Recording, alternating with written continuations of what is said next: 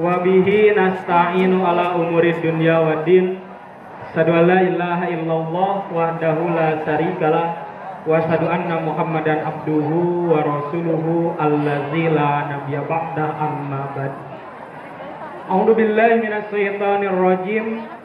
Wasari'u ila magfiratin min rabbikum wa jannatin arduhas samawati wal ardh uizzat lil muttaqin allazina yunfikuna fis sarra'i wad dharra wal kazimina ghaidha wa 'afina 'anil nas wallahu yuhibbul muhsinin wallazina idza fa'alu fahishatan aw zalamu anfusahum dzakarullaha fastaghfaru lidzunubihim wa may yaghfiru dzunuba illallah wa lam yusirru ala ma fa'alu wa hum ya'lamun. Surah Ali Imran surah ketiga ayat 133 sampai 135. Anak-anakku sekalian, gimana kabarnya? Alhamdulillah luar biasa. Allah masih tahu? Masih. Sekarang hari keberapa? Hari ke-9. Hari 19. Berarti tinggal berapa hari lagi lebaran? 11 hari lagi. Kuatkan dihitung ya. Oke, bulan Ramadan itu disebut juga bulan pengampunan. Semua orang yang pernah melakukan dosa pasti ingin mendapatkan ampunan dari Allah. Pernah berbuat dosa? Pernah berbuat maksiat? Pernah. Pasti semua orang pernah berbuat dosa. Kenapa? Karena di dalam Al-Quran manusia bukan? Manusia bukan? Kalian manusia? Manusia. Manusia itu dalam Al-Quran sering diungkapkan dengan ungkapan atau 4 kalimat. Yang pertama, manusia itu dalam Al-Quran disebut al-hayawan, disebut hewan. Kenapa manusia disebut hewan? Ketika manusia itu lebih kuat hawa nafsunya dibandingkan keimanannya, maka ada juga manusia yang disamakan dengan hewan karena tidak bisa menahan hawa nafsu. Manusia juga di dalam Al-Quran disebut an-nasu ya. Ada juga manusia di dalam Al-Quran disebut basarun, sama manusia. Tapi dalam Al-Quran manusia juga disebut al-insanu. Kenapa manusia disebut al-insanu? Karena dalam Al-Quran al-insanu itu berasal dari kata nasiya yansi'u nisyana. Artinya manusia itu makhluk khotor wa nisyan, bahwa manusia itu tempatnya hilaf, tempatnya dosa, tempatnya maksiat. Maka sehebat apapun, sesempurna apapun manusia tidak bisa lepas dari yang namanya dosa. Maka ketika manusia melakukan dosa apa? Dosa apa yang pernah kalian lakukan? Berbohong. Apa berbohongnya? Uniko ya. Suka uniko?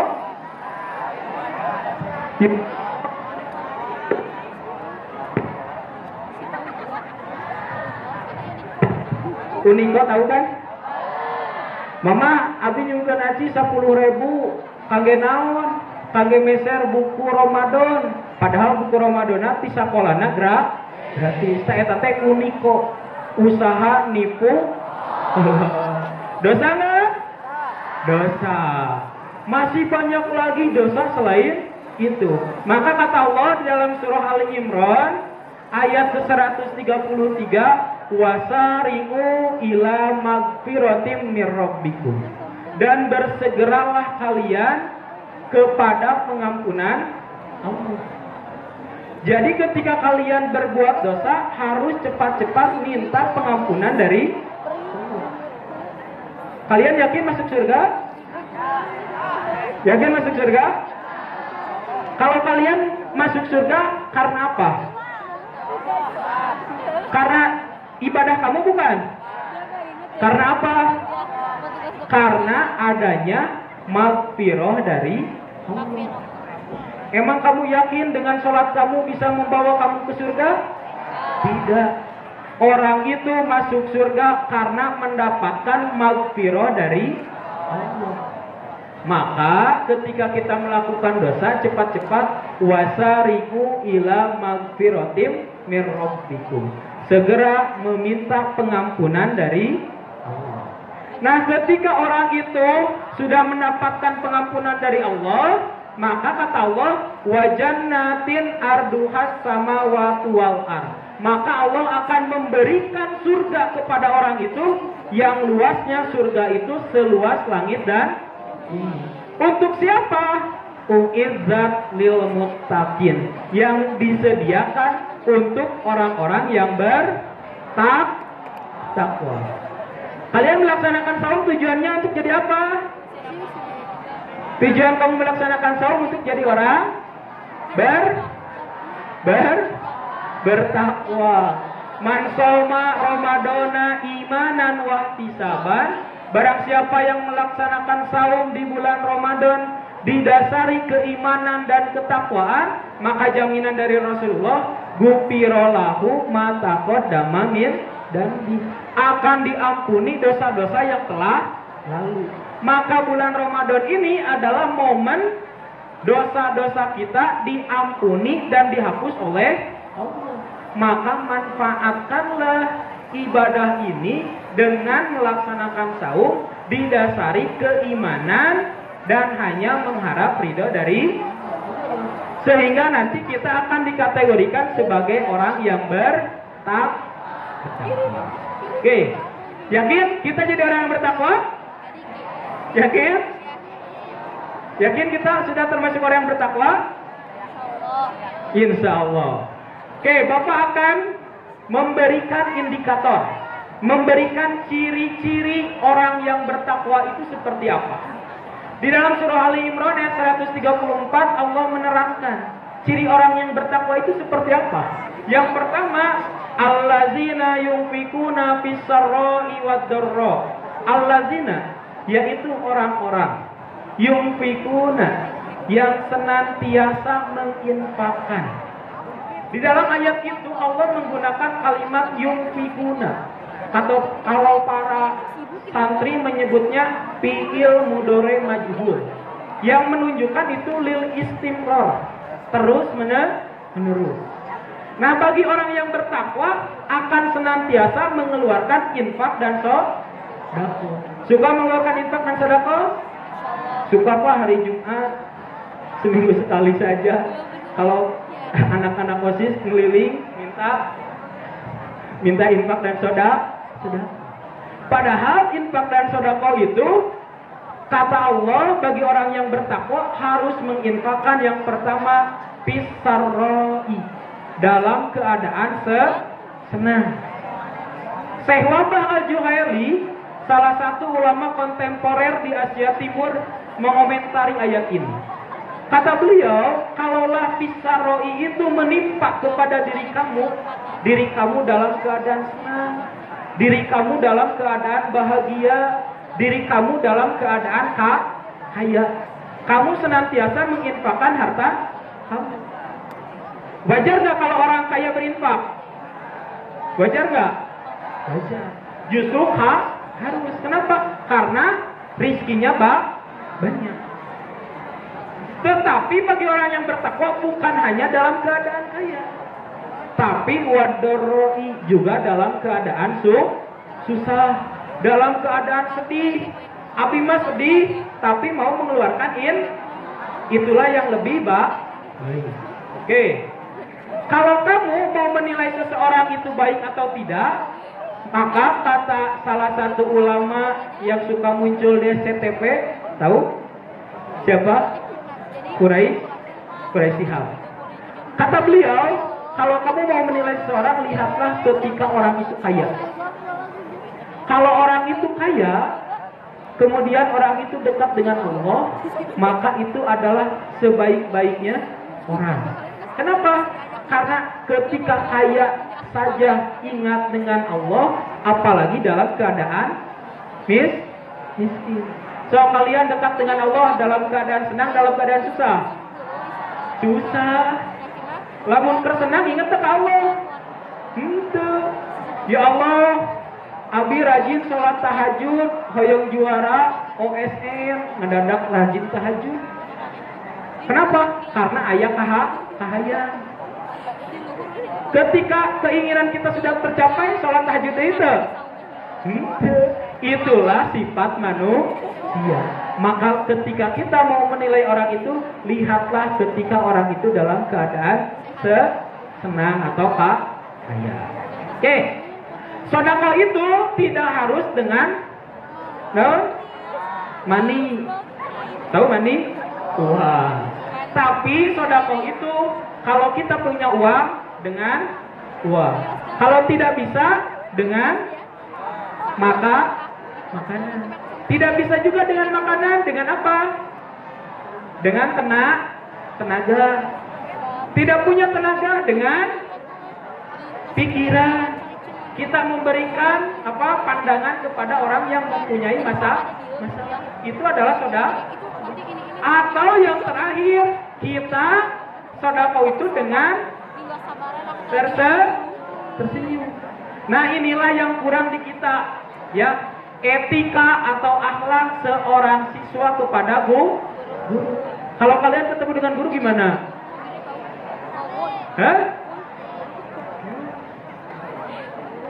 Kalau kamu ketemu dengan guru harus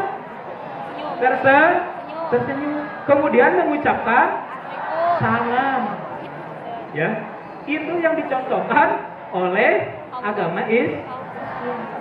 Bahkan kalau di Sunda, kalian jalan, ada orang yang sedang berkumpul. Kalian menyebut mangga disebut anak yang tidak tahu sopan. Berarti kita harus rubah nih. Siswa SMP, Katapang semuanya. Ketika bertemu dengan guru harus dengan muka yang tersenyum. Kemudian mengucapkan salam. Nah, itu adalah salah satu sedekah. Nah, itu ciri satu ya. Satu ciri orang yang bertakwa. Yang kedua, ciri orang yang bertakwa itu wal qadiminal ghaido. Dapat menahan amarahnya, dapat menahan hawa nafsu. Pernah marah? Pernah. Boleh nggak marah? Boleh. Boleh marah itu karena manusiawi. Tapi ketika kamu marah harus pada tempatnya. Harus bisa profesional dan proporsional. Ya, artinya kamu jangan sembarangan marah. Dulu ada sahabat datang kepada Nabi. Dilihat dan pemarah mah kelihatan dari wajahnya. Tingali Pak Arif wajahnya tukang ngambekan kalian. Sehingga dulu ada sahabat datang kepada Rasulullah. Kata orang itu, aus ini. Ya Rasulullah, nasihatilah aku.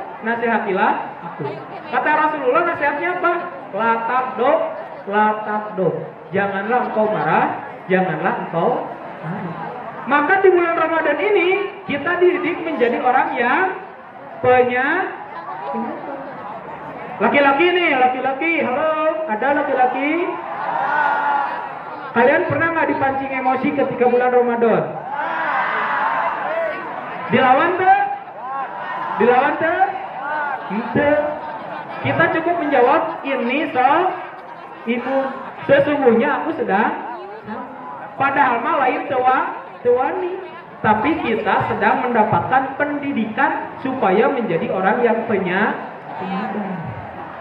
Nah, maka kalau sifat sabar itu nanti kalian bawa di bulan-bulan selanjutnya, tidak akan ada di sekolah itu yang namanya pembulian. Tidak akan ada yang namanya kekerasan. Ya. Bahkan tidak akan ada yang namanya pembunuhan. Kenapa? Karena semua orang dapat mengendalikan hawa nafsu. Oke. Kalian pernah marah Kalau kalian marah, apa yang kalian lakukan? Kalau kalian sedang marah, apa yang kalian lakukan? Apa? Tundung, nangis. Itu mah perempuan. Laki-laki kalau lagi marah,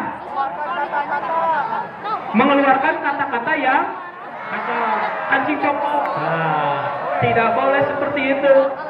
Yang Nabi ajarkan ketika kamu marah, misalkan kata Rasul, ketika kamu marah dalam keadaan berdiri, maka cobalah kamu untuk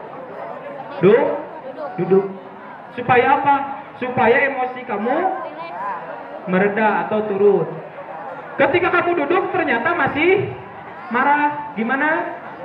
Cobalah untuk berbaring.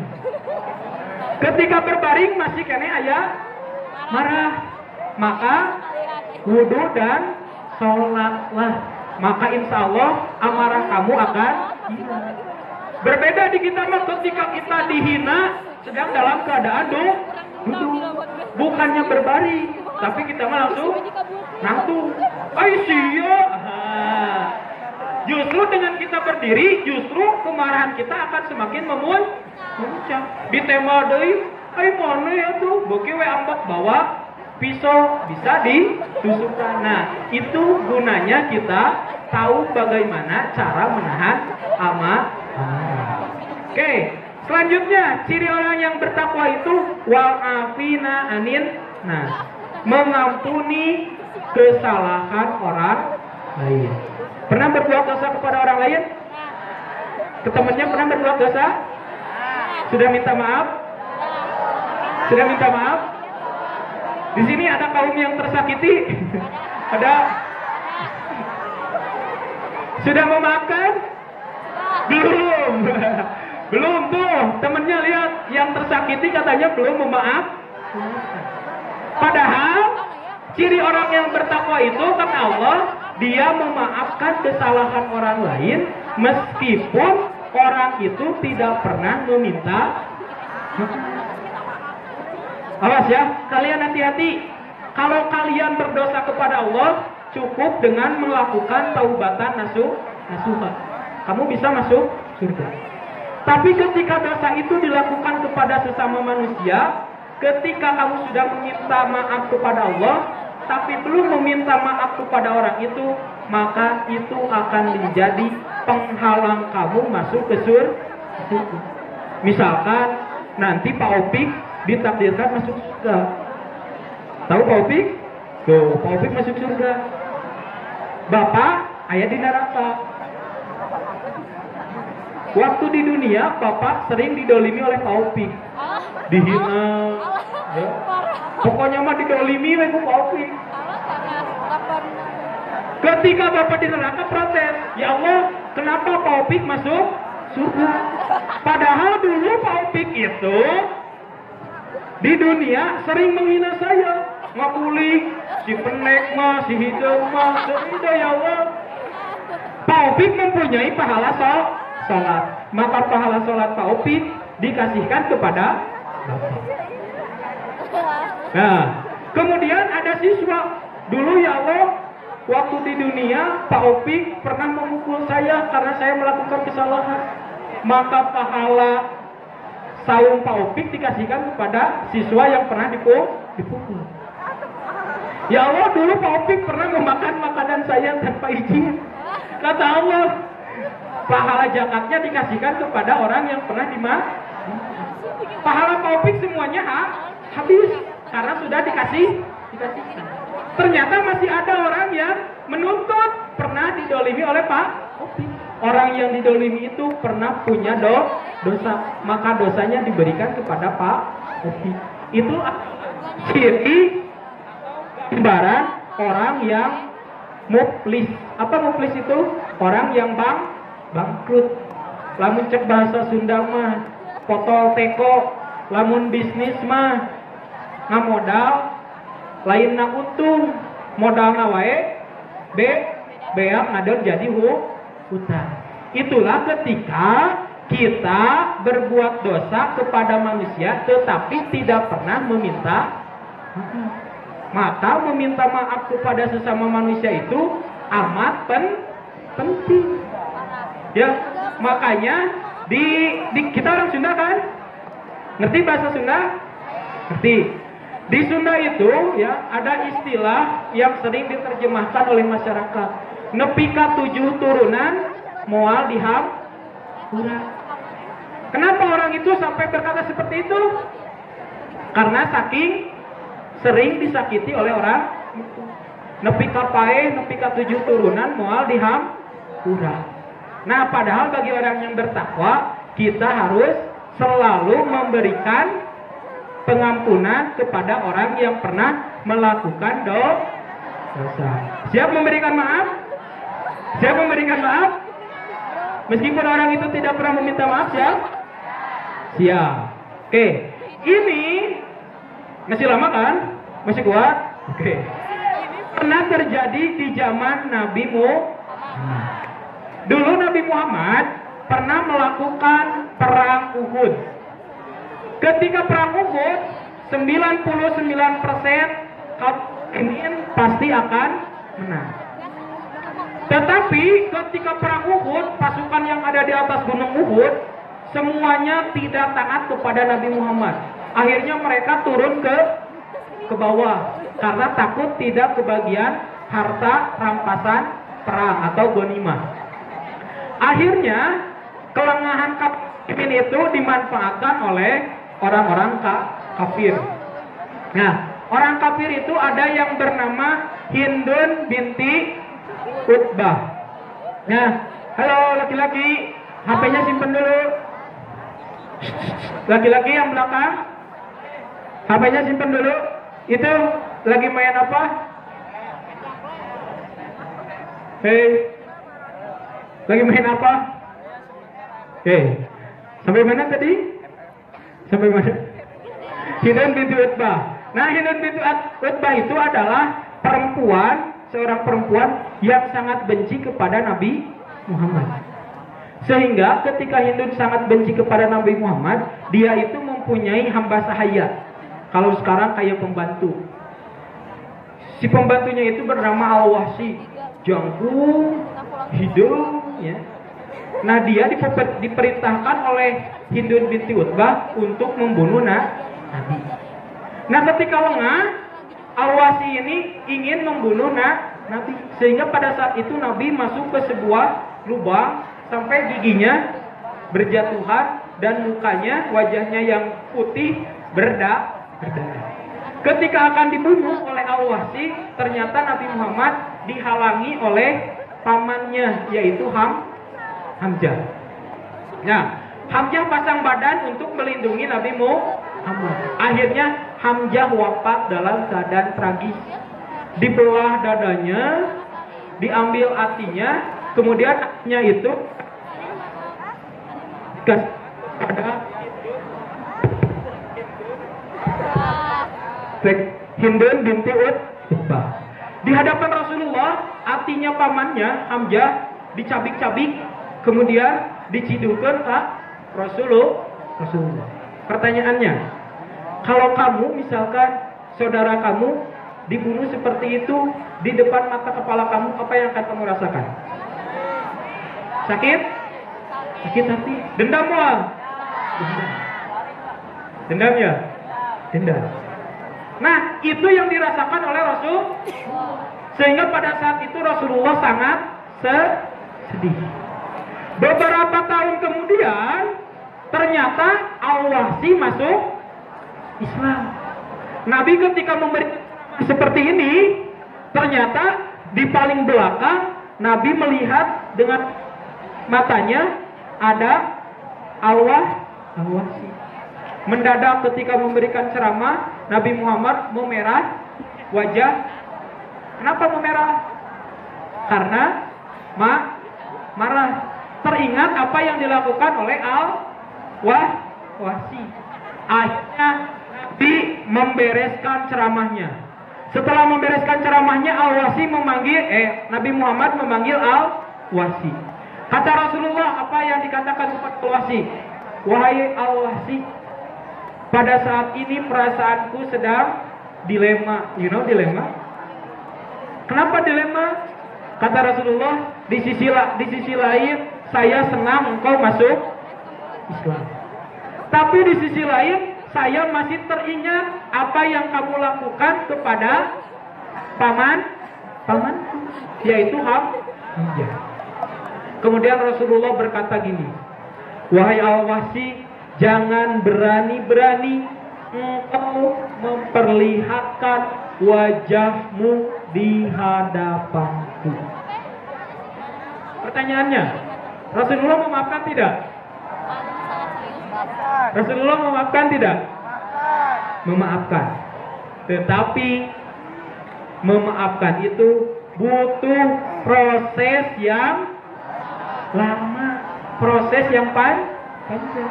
Misalkan kamu sering disakiti oleh teman kamu, kemudian kamu menghindar, tidak mau bertemu dengan dia, boleh nggak? Boleh. Tetapi dalam hati kamu harus memberikan maaf, meskipun butuh proses ya. Oke, lanjut. Itu baru berapa? Baru 3. Cirinya masih ada 3 lagi. Oke, yang keempat, ciri orang yang bertakwa itu wallahu yuhibbul muhsinin, dan Allah mencintai orang-orang yang berbuat kebaikan. Ciri orang yang bertakwa itu senantiasa melakukan kebaikan. Suka kebaikan? Suka. Oke, dalam 1 hari 1 malam, kebaikan apa yang kalian lakukan ketika bulan Ramadan? 1, melaksanakan sahur. 2, tadarus. 3, sholat taraweh. 4, membantu orang tua. 5, memberikan makan kepada fakir miskin. Terus apalagi? Berarti banyak kebaikan yang kalian lakukan. Berarti kalian sudah mempunyai ciri yang keempat, yaitu mencintai, melakukan kebaikan. Oke, yang pamungkas, ciri orang yang bertakwa, wallazina, dan orang-orang idza fa'alu apabila dia melakukan fahisatan, dosa fahisah, au zalamu anfusahum, atau menganiaya diri mereka sendiri. Oke, jadi dosa itu ada 2. Ada yang disebut dosa fahisah, ada yang disebut dolam sahu. Ada yang tempe perbedaan fahisah dengan dolam sahu? Ada yang tempe? Oke. Dosa fahisah itu kita gambarkan ya. Kata Syekh Wabal Juhaili, yang disebut dosa fahisah itu suatu dosa yang tidak bisa dilakukan sendiri. Tetapi dosa itu dilakukan secara terorganisir. Bukan hanya merugikan diri sendiri, tetapi dosa itu merugikan masyarakat luas. Apa contohnya? Contohnya zina. You know zina? Dalam Al-Quran, wala taqrabu zina. Janganlah engkau mendekati zina. You know zina?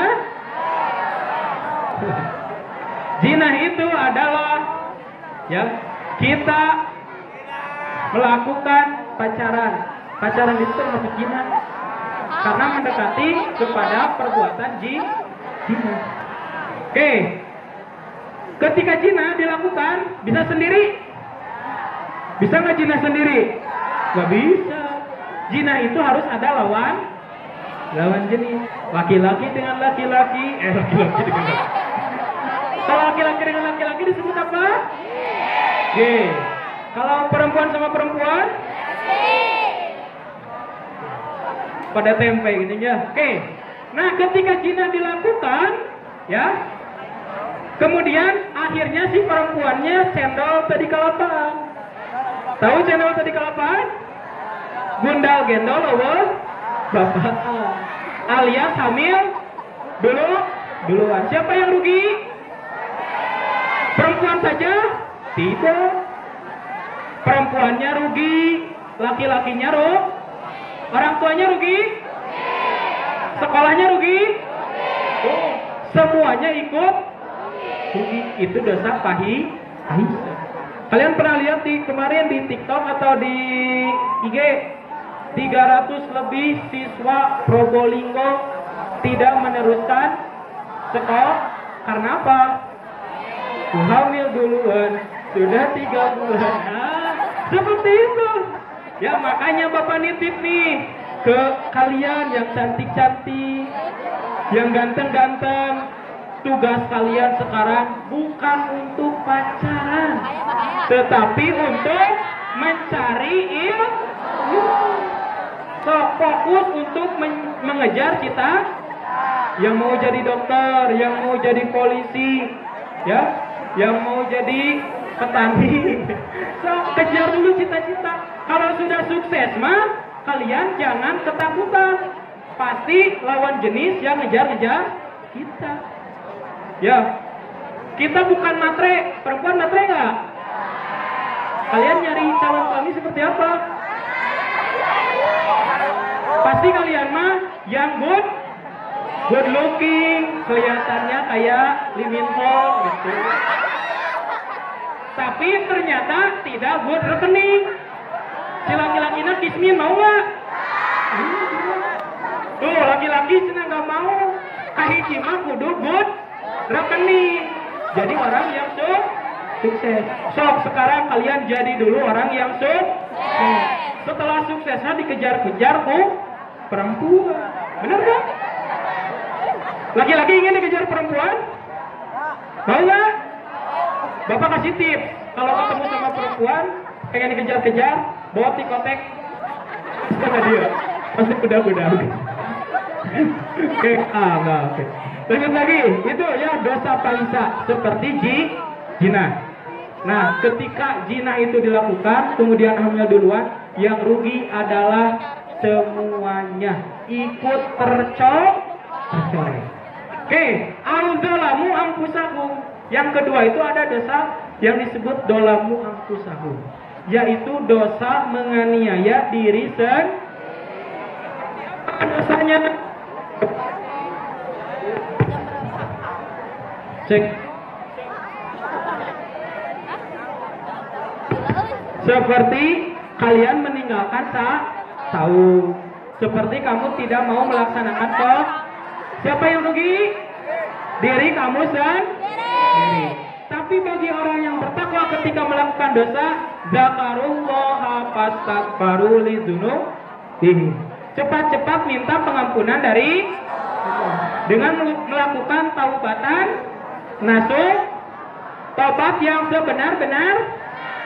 Pernah melakukan dosa? Tobat nasuha atau tobat sambal? Tobat sambal? Tahu tobat sambal? Kamu pernah sakit perut? Apa yang kamu katakan? Ketika kamu sakit perut, apa yang kamu katakan? Moal nuang deui lada. Perutnya sudah sembuh, nuang deui lada. Nah, itu tobat sambal. Tapi tobat nasuhama walam yusiru alama fa'alu wahum ya lamun. Tidak akan jatuh ke lubang yang, tidak akan melakukan dosa yang pernah dilakukan. Oke, mudah-mudahan indikator ciri orang yang bertakwa tadi, yang pertama, orang yang bertakwa itu cirinya apa? Selalu menginfakkan hartanya dalam keadaan senang dan susah. Kedua, dapat menahan amarahnya. Ketiga, dapat memaafkan kesalahan orang lain meskipun orang itu tidak pernah meminta. Yang keempat, senantiasa melakukan kebaikan. Dan kelima, ketika melakukan dosa fahisha atau melakukan kedoliman terhadap diri sendiri, cepat-cepat melakukan taubatan nasuha. Mudah-mudahan selama kita dididik di bulan Ramadan 1 bulan penuh, menjadikan diri kita naik derajat dari iman menjadi derajat takwa. Rabbana hablana min azwajina wa dzurriyyatina qurrata a'yun waj'alna lil muttaqina imama. Rabbana atina fid dunya hasanah wa fil akhirati hasanah wa qina azabannar. Aqulu qouli hadza wa astaghfirullah li wa lakum. Assalamualaikum warahmatullahi wabarakatuh.